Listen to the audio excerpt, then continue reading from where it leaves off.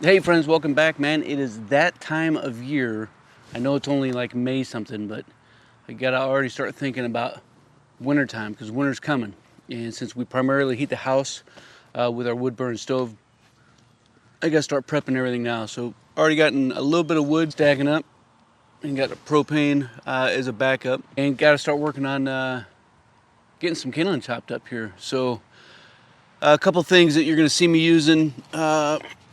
Granfors Bruks small forest axe, which I'll be using primarily to process the kindling. I'll also be using just a cheap trooper maul, help get some of it into a little bit more bite-sized pieces. You'll see me use gloves on and off again. It's probably one of the number one remarks off of anything that you see out there with dudes that are splitting wood and making kindling, and not wearing gloves or not holding the axe properly. I mean, whatever. Like, look, man, I've got all 10 fingers. 10 fingers and toes have I. So we can say what we want, but I think it's been going okay so far. So I got quite a few pieces here. Obviously, I already started on a few pieces here. Been working on this one, chopping block down below. That's not gonna get changed, and I'll tell you why again. Both of these will chop up. We'll hit up this dude here. This dude may throw some axes. We'll split up this dude a little bit. Definitely not messing with this dude here. Probably take a seat on that dude and follow a rigs around, right?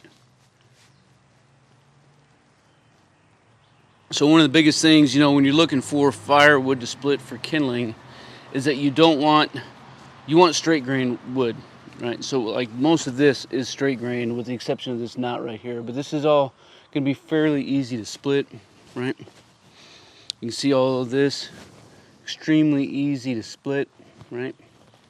There's no branches were coming out of here, right? Whereas stuff like this, right? I mean, you can split it, but you're not gonna chop it up fine with your hatchet or a small axe. It's just not gonna work straight and great. Same with this chunk here, man. That's some nasty stuff right there.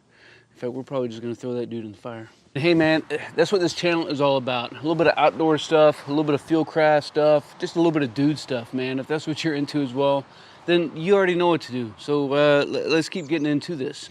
This is one of the first techniques I'll show you. If we can get in without it splitting here. All right, so in and twist is what we're looking for. Here we go. In and twist, and that's fine, but you only want to do it if it's in this piece alone. If it gets stuck in here through another piece, you wouldn't want to twist that, because as you're twisting, you're going to be twisting its two pieces, and the stump is obviously not going to go anywhere. And that's obviously another tip and trick, right? A lot of times we want to chop up like this, but it's okay to chop like that too, right?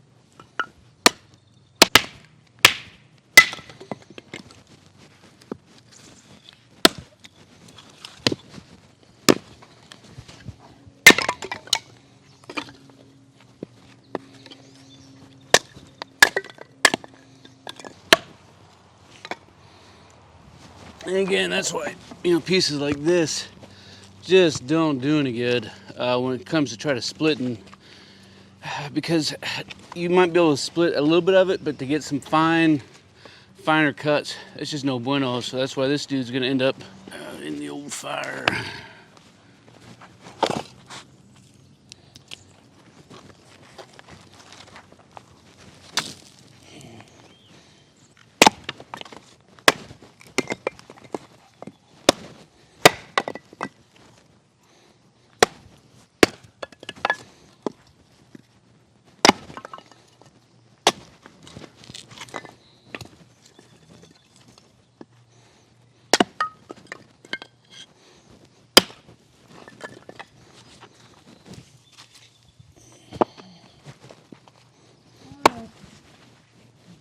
Right, so when I do make a shot up close and here with my hand, it looks like it's dangerous. One of the reasons why it's not overly dangerous is because I'm not holding the hatchet way back here, right? I'm not using the full fulcrum force. I'm choking way up, which gives me a lot better aim. Anytime I go out further, now I'm just kind of setting it up.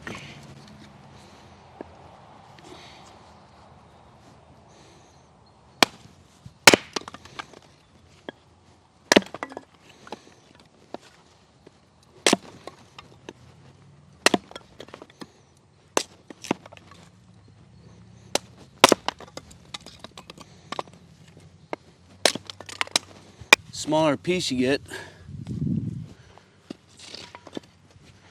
quicker it'll take to dry.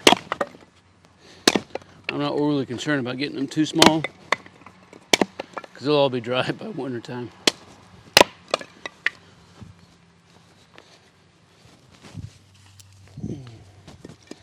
So I gotta chop one and he takes two.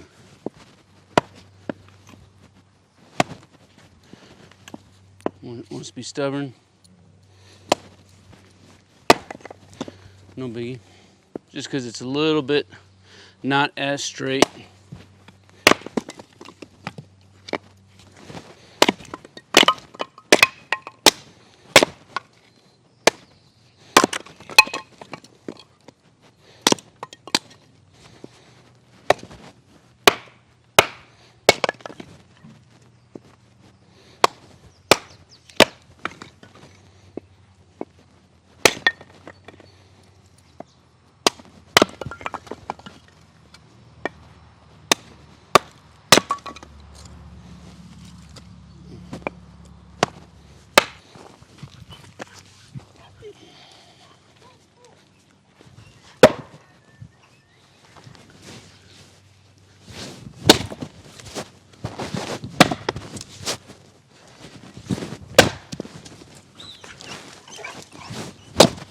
Right, so the next tip I got for you is, I could be working on a chopping block down here, right? But as you can see, that kind of angle really forces you to bend and squat, bend over, and it's just, you're gonna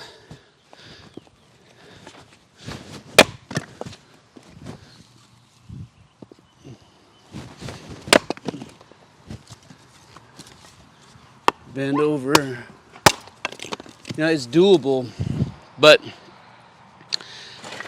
having the block up here closer to waist height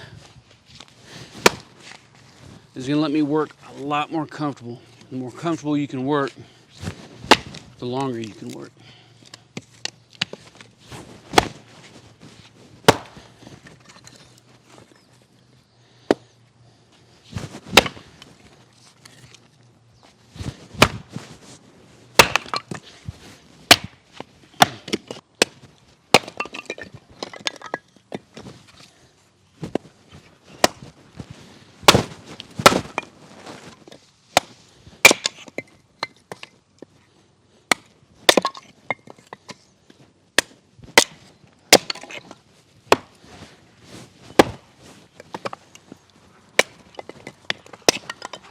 All right, next tip I got for you is to watch your workspace, man. The last thing you want to do is to be, messing with a block of wood and be stepping up on all your cuttings and starting to lose your footing, which is gonna make you potentially swing and miss and come down, right? That's not what you want to be doing. So when you need to, put the axe down and just get all this stuff out of your way. Now we can get right back to work.